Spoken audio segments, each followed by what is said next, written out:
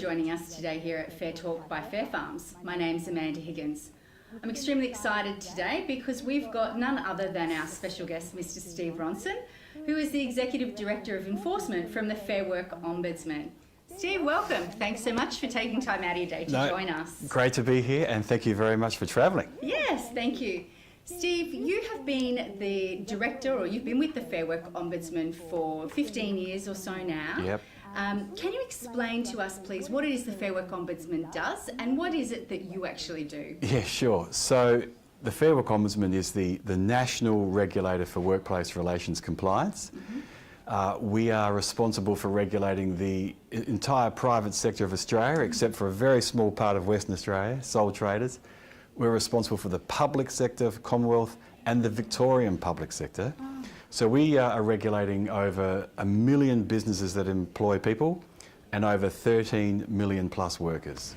Wow, gosh. And my role is to enforce compliance. I'm the bad cop. The bad cop, all right. Yeah. I love it. Excellent. So thank you for that explanation. How does that sit against the Fair Work Commission? Because often people confuse those two terms. Yeah, often confused. So the Fair Work Commission is responsible for making awards, varying awards, setting that national minimum wage rate claims. Whereas the Fair Work Ombudsman, we provide information, advice through our info line, assistance. I'll tell you a bit later if you want about the employer advisory scheme. We do a lot of education, but then we also do the police work. So we do the compliance and enforcement. So we are true regulators in that sense. Yeah, excellent. So that leads me to back in December 2021, the Fair Work Ombudsman announced what was called the Agriculture Strategy, which linked in a number of businesses who were participants, so those in the horticulture industry, viticulture and the wider agriculture. And from that agriculture strategy, there were over 450 businesses in 15 different hotspot regions, I suppose, that came into focus due to a high risk of non-compliance in those areas. How's that going for you? No, we're well researched, Amanda. So after really the lockdowns on the eastern seaboard particularly, we really wanted to get back in the field in a concerted strategic way. And so beginning in December 2021, we targeted the first of 15 hotspots. Right. We have so far done 13, we've got 2 to go. So the strategy is coming to an end. We have investigated, we set as a minimum target that we would try to investigate at least 300 businesses. But we've done something like, plus we're probably getting close to 500 investigations because of just the number of multiple entities we find. And we put out a press release late last year, or in the last part of last year, where we said it's a mixed bag. We gave a bit of a progress report. There's some really good spots we've been really pleased to find, and some not so good spots. So what we want to do is later this year we will publish a report on all the findings, the outcomes and the recommendations. And I think that's going to be of particular interest to not only Fair Farm type people, but to the sector and the wider authorising environment. Excellent. Can you perhaps share if there are any persistent hotspots that your inspectors are still coming across? Yeah, I've mentioned this publicly before, but for the record, if you like, there's 5 spots that continue to cause problems. Mildura, Riverina, Riverland, Coffs Harbour and the Adelaide Hills, where we are today. Oh gosh. So they are persistent players, and what we're finding there is significant non-compliance where, and I mean, we can go into this a bit deeper, but it really is a problem. The driver of non-compliance is just unfortunately the labour hire providers in this space. Yeah, gosh. So you've had a marked improvement in Queensland, which is wonderful. Yes, I'm on the record of that one. And in fact, Queensland's been an absolute delight because we've been in Queensland regularly and frequently, you know, in a concerted way since about 2013. And we have definitely seen incredible levels of compliance compared to what we were seeing a decade ago. So it does show that at least we are making an impact along with others. And you know, a shout out to Fair Farms. Oh, good.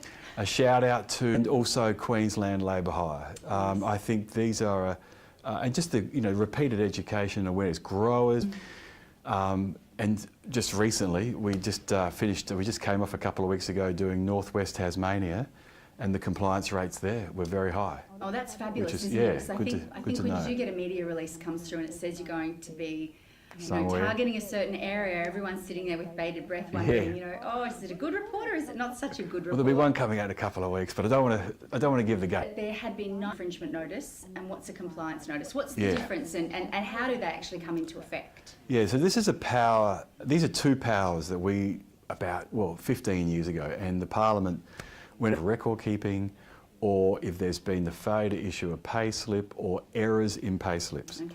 And the reason we're hot on that is the bedrock of it's otherwise has underpaid their workers, and we wanted to get the money back fast. And what we found was we found that companies were taking, we're dragging the chain. It's the first time. There's no admission, no liability, no fines, no penalties, and you get an immunity. So the problem is the compliance notice. Yeah. It's a problem. Then you go to court and the fines are increased. Just comply with it. Move on. Don't ignore it. No. So what are some of the most common issues that you are coming across? Are they the pay slip? Incorrect or high level findings, and of course this report now. But at the highest level, it continues to be, particularly of labour hire providers, record keeping. Just none at all. In the sand. Yeah, errors with pay slips, or just no pay slips. I think the line I used at the Fair Farms conference last year was, the closest thing some workers get to a pay slip is cash in an envelope.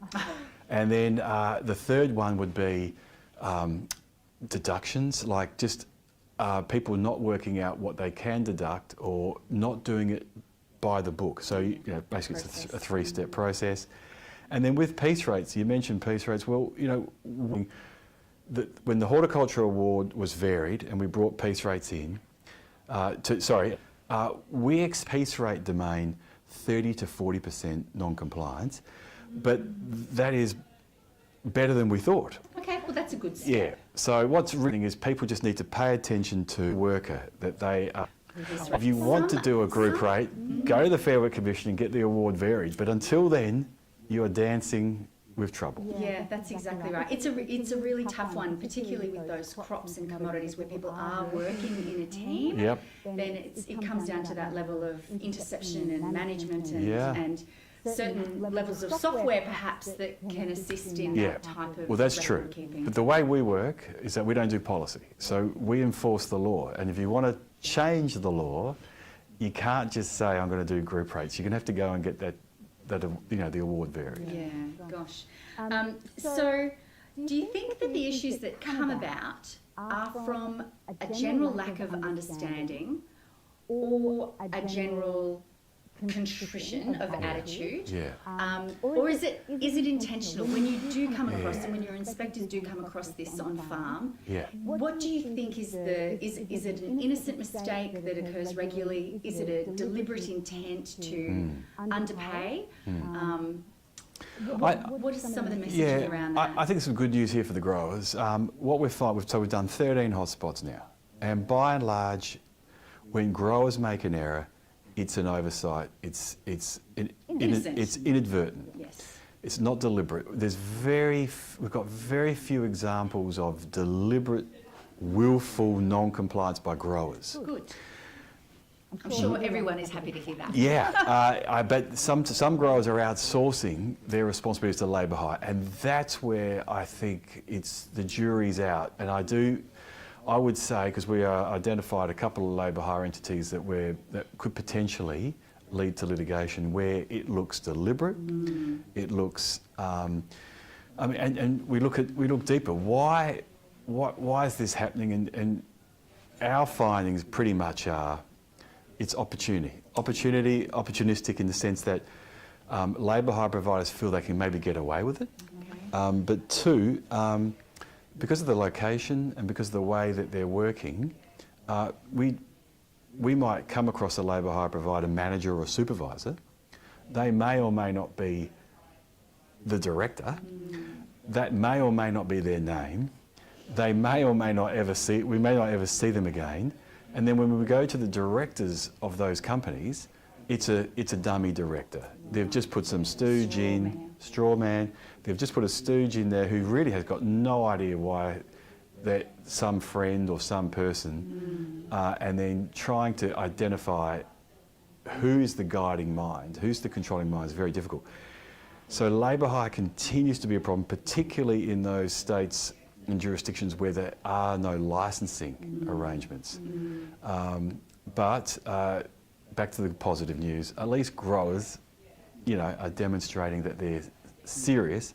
The next step, and we can talk about this later, is, growers being, I think, even more interventionist in their engagement of labour hire providers. Yes. Anyway. Yes, no, that's exactly right. One of the questions that we've had submitted by our attendees has said that some labour hire providers and farmers do not fear Fair Work compliance action. Sorry, some labour hire providers? Yes.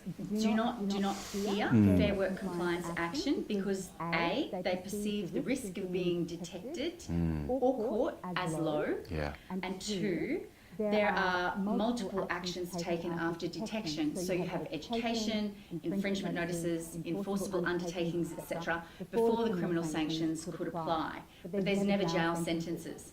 So when the benefits of the underpayment or employing undocumented workers, which also too equals underpayment, that they're high, why would growers not take the risk? Yeah, okay, well that's, I understand the logic of that proposition because I've just detailed to you the extent of labour hire provider non-compliance. And so you're thinking, can I just, as a grower, maybe I'll just take the chance. How do I hinge my bets? Yeah, or what's the worst that could happen to me? Cost of doing business. If I get caught, I'll just get a compliance notice or I'll repay. But if it's a labour hire provider, even greater incentive to take a chance. My advice would be not to do so for 2 reasons. One, principally, there still is this concept in question of accessorial liability. So under the Fair Work Act, if we can get evidence that a grower is knowingly involved and knew that the labour hire provider was going to underpay, well, they're on the ticket. So be very, you can't just be willful or blind to this. You can't just pretend you don't know. There's got to be some questioning around, of course you would have known. But secondly, coming up and beginning in early 2025, next year, is the arrival of the criminalisation legislation. Now this will only occur for instances post, say, 1 January 25, but history will be determinative. And if we go to court next year and we can prove that, hey Amanda, we warned you on 2 occasions, but you've continued to do this, you've continued to engage rogue, dodgy labour hire, then there's a pattern that's established, then you are potentially up for some significant penalties, but you've moved from the civil jurisdiction into the criminal jurisdiction. So this is a significant step change in Australian law where it's wage underpayments. In some cases, it will be criminal. Yeah, gosh, yes. So that's the wages theft that is going to be in place come next year. Yeah. So we're setting all that. At the moment, we're doing a lot of work in the agency getting ready to hit the ground, and so we've got all the systems ready to go. But that is all passed. Parliament has passed that, and we are now setting up getting ready to implement the law. Yeah, goodness. Going back to the data from October, where there were the 98 infringements, etc., 88% of those that I had researched had actually been allocated to labour hire providers. So That's 80% in those 5 most non-compliant areas. In the 98% of the 98 infringement notices, 88% had been issued to labour hire providers. Yeah. So there really is. Oh, sorry. Yes, I see there what you really is a mean. major. You can stake your flag in the ground and say, we know that there's a beast at play here. Yeah. Undoubtedly, there are some fabulous operators, and we don't want them all to be tarred by the same brush as the rogue operators that are out there. But a lot of the conversations that we have are, as a grower, how far can they go in talking to a labour hire employee to find out whether they're being paid accurately and accordingly?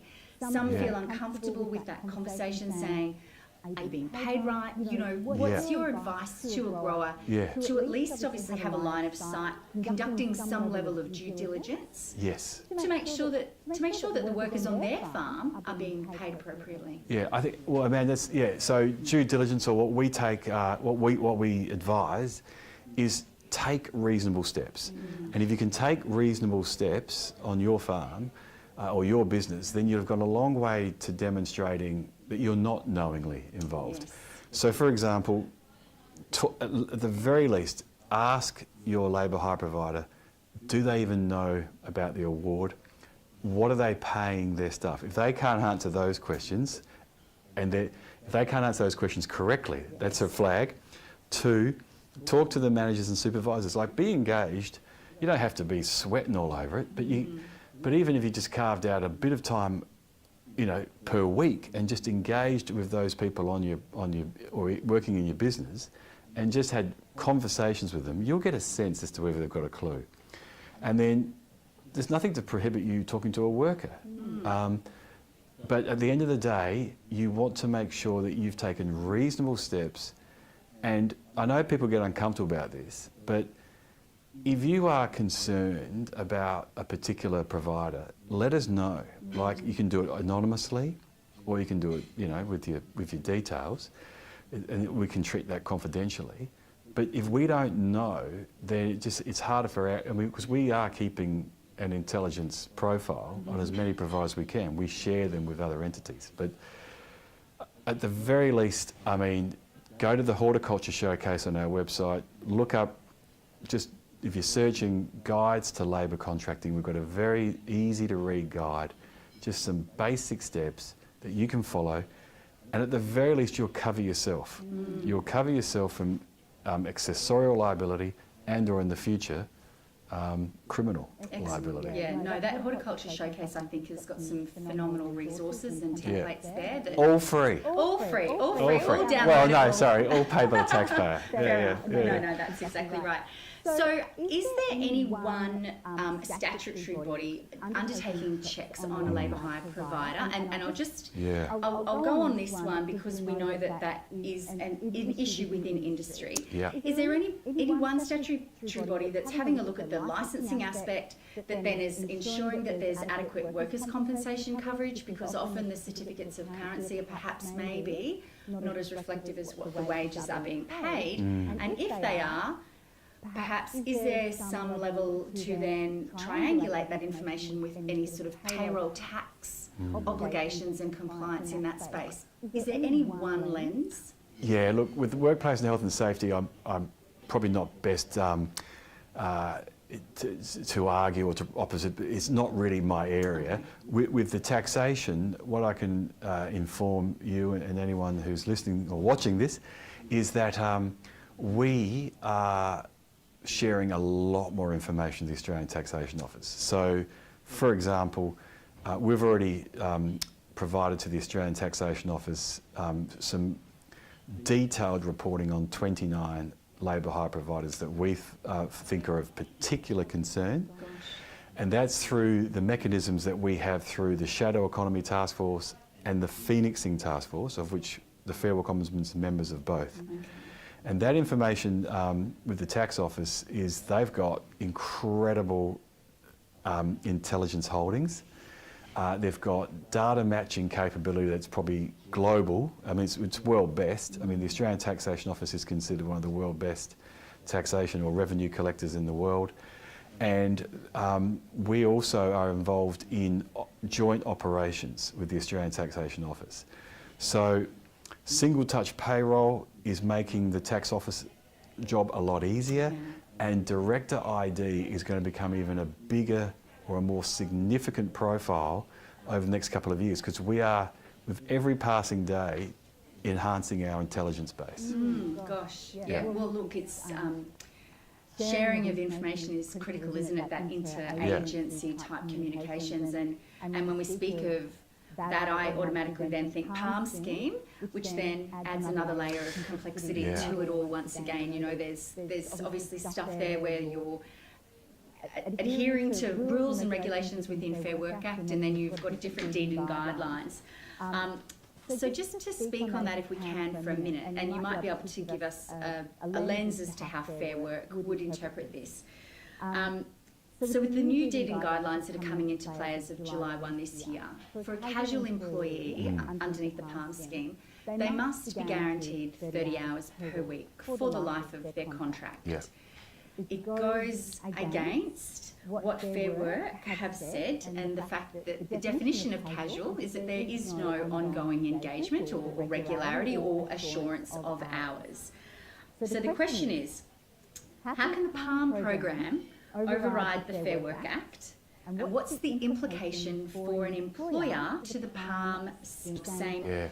All right, I kind of get the question, and I understand it. I'll attempt to answer it a couple of ways. But thank you. So it is a complex question, and there's probably more than one. No, I understand where it's coming from. I think all the minimum entitlements in the Fair Work Act are complied with. It's primarily run by the PALM scheme, by the Department of Employment and Workplace Relations. So that first question, no, it can't. To this scheme, well, the department has, you know, after many years of negotiations, and then more recently with the recent changes, consulted and so forth, they've got their own guidelines, their own contractual arrangements. You as an approved employer have signed up to those. If you breach those guidelines or you breach the contract, the department investigates you. So the Fair Work Ombudsman's not investigating breaches of those guidelines. It's a separate arrangement. Yeah, that's a contractual arrangement between all the approved employers and the department. Yes. Where we want to just make sure that any enterprise agreements and or awards or the national employment standards are complied with. We sometimes do joint investigations that might confuse growers or employers, because we sometimes will turn up at the same site with the department's investigations. But then we also do parallel regulation with Australian Border Force, Australian Federal Police. So I won't comment upon the 30 hours or those questions you put in there, because I don't have the authority to comment. No. It's two separate arrangements that the business needs to work out how to apply in both instances. Yeah, and there's no way you can opt out of, you can't be an employer and opt out of compliance with the Fair Work Act. No. But you can be an employer and not be part of the PALM scheme. Right. So it's a consensual arrangement. Okay, fabulous. That's excellent. Thank you for that. I hope that makes sense. It does, it does. So Fair Work's Anna Booth reiterated that as the regulator, there would be a continued prioritisation in the 2020-23-24 for the ag sector because of its reliance on vulnerable workers such as visa holders and its use of complex supply chains. Yeah. So can you share if you're implementing any new strategies or what alternative compliance activity? Now, you did just mention about Border Force. That goes to it. We've really upped what we call, it's called parallel regulation. And it's basically where you cooperate and you collaborate with other regulators, state, federal, and you plan site inspections or field activities together. And typically one department or one agency will lead. So, and the other will support. And we'll use our existing powers to complement each other and hit a target, if you like.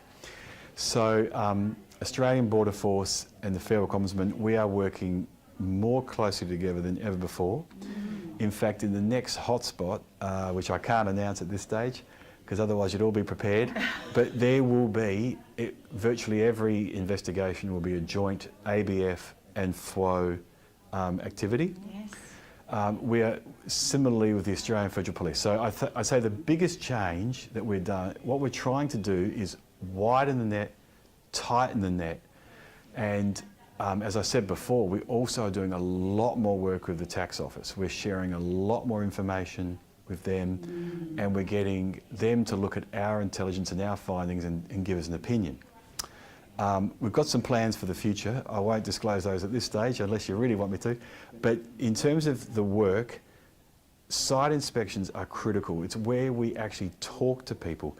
We are, I don't think we've done a desk-based audit for a very long time. People think we do, we don't. We are in the field. In the field. Now that's part of the strategy. And with PALM, all unannounced site inspections. Now PALM is different to the agriculture strategy, but this year we did for the first time unannounced site inspections, which I think shocked a few people. Yes. Yeah. And are some of those still open investigations? Yeah, some are still going on, but I have to say, the PALM scheme, as everyone knows, it's a highly regulated scheme, and the levels of compliance are very high. I mean, it's pleasing to see. So in this financial year, we've made it clear that we would look at 60 approved employers. So we'll turn up at their 60, gosh. We'll turn up at the business without announcing it. Yeah. So it's always a surprise. We've probably done about 40 to date, and all things considered, while we've issued some compliance notices, we've issued only about 9, which sounds a lot, but they weren't particularly oppressive. We've recovered around $250,000 for workers. Okay. But the good thing is we've only issued 2 infringement notices. Now, out of say 40 employers, that shows their record keeping, their pay slip compliance is very high. So hats off. Good job. Hats off to the approved employers that we've so far investigated. Yeah, excellent. Well, that is good news. It's certainly Must be Fair Farm's influence. Oh, thanks. Yeah, I don't know. We can only hope. Just not sure. I'm sure that they're Yeah. out there. They're out there doing a fantastic job. Yeah. You were talking about the intricacies and the interagency with the ABF. Do you have much communication with the regulators for labour hire licensing? Now, we know that not all Yeah. of Australia is, and that there's the introduction of a national harmonised scheme coming. But for those states that are currently licensed, do you have a hotline to them to say, oh look, you know, we've got some issues going on here? And Yeah, well, I mean, the last person you had on this show was, of course, Steve, the head of the Victorian Labour Hire Authority, and they are an excellent outfit. We have really picked up, particularly I think since probably since Anna Booth became the Work Ombudsman, we've really lifted the engagement with Victorian Labour Hire.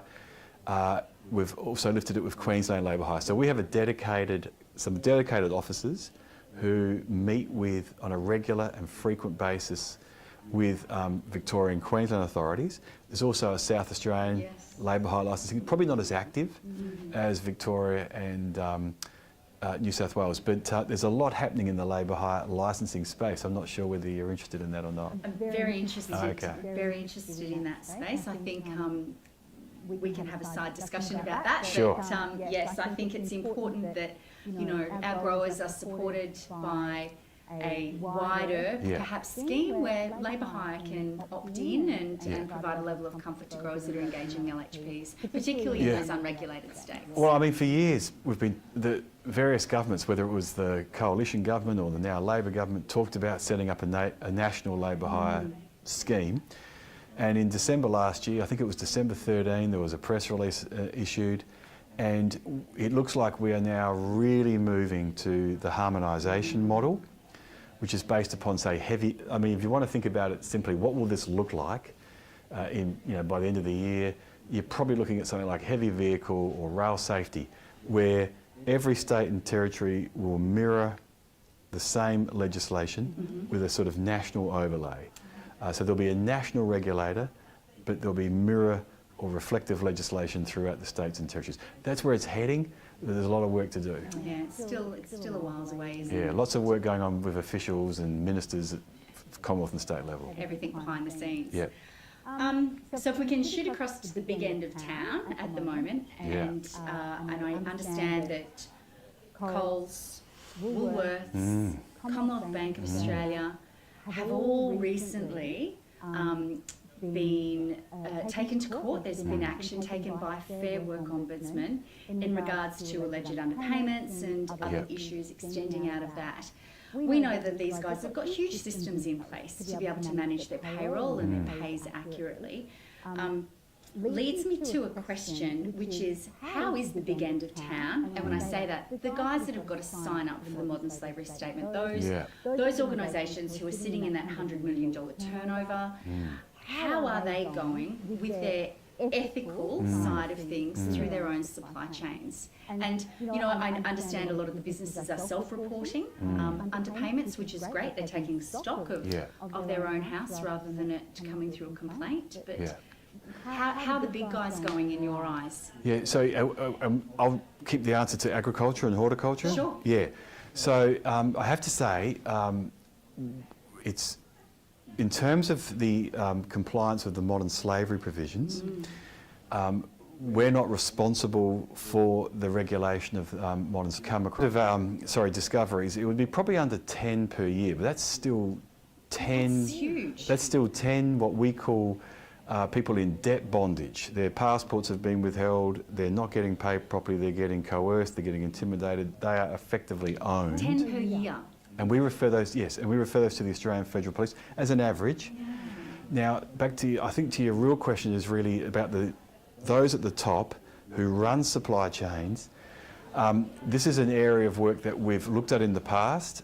We, a couple of years ago, began an inquiry into the top 10, if you like, horticulture companies, the big end of town in horticulture.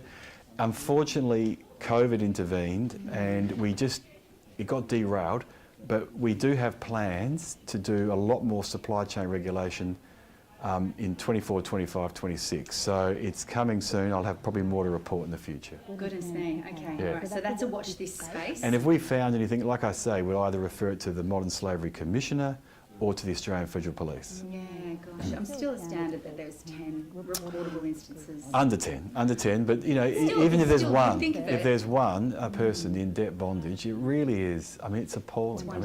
It's awful, That's exactly right.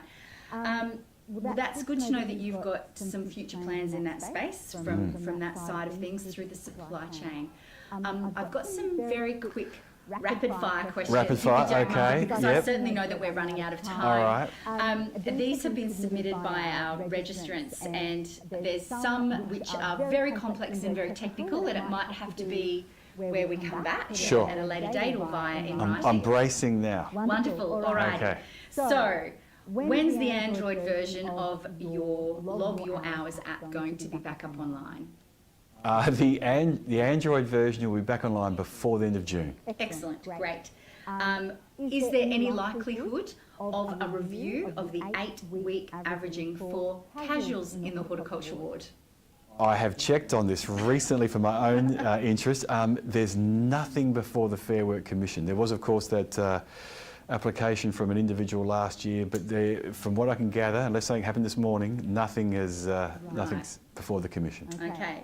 Have you heard of any plans to review the guaranteed national minimum wage?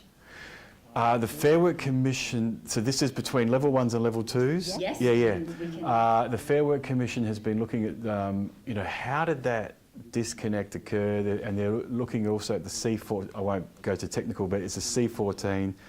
In IR nerds will know, there's ongoing work there. We're monitoring that. When we have updates, we'll update all our systems and website. But you think it'll be on the cards? Oh, well, it's being looked at, what, in particular, what will level 1s be paid, what will level 2s be paid? That's the question, in terms of the horticulture award. Yes. There's a lot more going on. I understand, understand.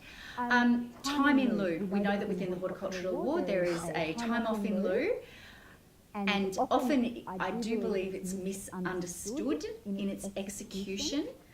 Any chance of revising a toil arrangement and that 6-month period that it needs to be taken? No, I think look, toil is legitimate, but I think you just made the killer point. if it's misunderstood. So you've got to be very careful that you're not, this is very crude, this is not advice. Go to a lawyer, this is rapid fire. Yep. Compare apples with apples. If someone's going to take time off and it's normally an hourly rate, then essentially that should be replicated. If they're taking time off on public holidays, I don't want to get too complicated in this, but the best thing you can do is ring the Employer Advisory Service. We have a free service, so if you can ring the Fair Work Ombudsman's info line, Yes. 131394. We need a jingle for that one. Explain you're an employer, small employer, and ask for the advisory service, and they'll look after you. You'll get boutique tailored advice, free. Excellent. All right, so rather than just calling standard hotline, call the You employer. ring the info line and you ask for and you say, I want to access the Employer Advisory Service. Excellent. And that's been a service that was funded by the previous government and this government. It continues, very popular, and you'll get better answers. Okay, fabulous. That's excellent. There's a couple of technical questions in here, which is talking about a level 2 employee Yep. for approximately carrying out duties for approximately 8 months at level 2, and then they're engaged in level 3 type indicative duties for 3 or 4 months of the year. Okay. Can you slide up and down? Have you got any? Well, I mean, yes, you can. I mean, if you've got a level 2 worker and you can see them doing higher duties, Yes. then the award provides for a higher duties allowance. So you can keep them at their substantive level, but while they're doing and performing level 3 tasks, you've got to pay them the higher duties allowance. The trick is if you keep doing that. So if you do that year after year, that I would suggest you get legal advice, because you are then moving into a space where pretty much they might be worthy of level 3 the whole time. Yeah. Yeah, okay, no, look, that's great.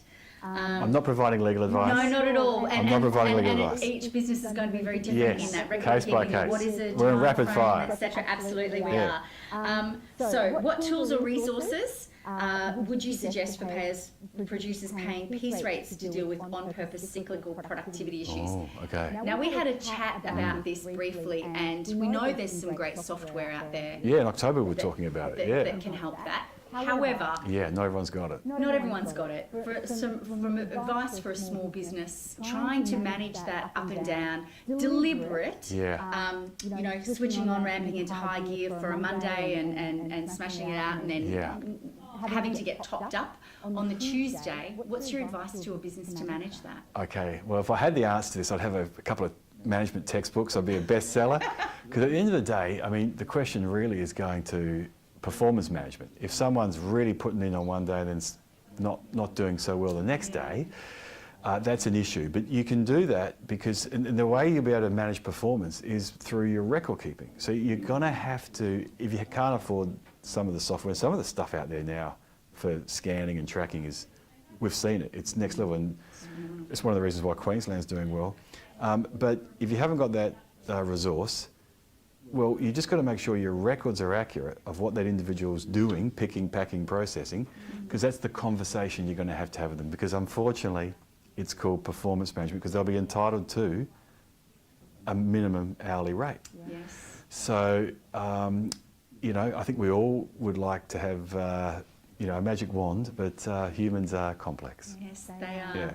Steve, thank you for coming along and joining us. We're done already? Well, I know, it's quite surprising, isn't it? And Yeah. it certainly sounds like Fair Work Ombudsman is very much, being an active participant within industry, particularly within the horticulture industry, and the level of support that I see that comes through from the templates and the advice line and all that sort of stuff More that to you come. guys offer is wonderful. I think employers need to start embracing that. And really being proactive in requesting some of the assistance that's available to them. All free. All free. So thanks once again. Thanks for Not a sharing your problem. time. We appreciate it. And thank you everybody for joining us here today. It's been an absolute pleasure. And we look forward to having you join us again next month at Fair Talk.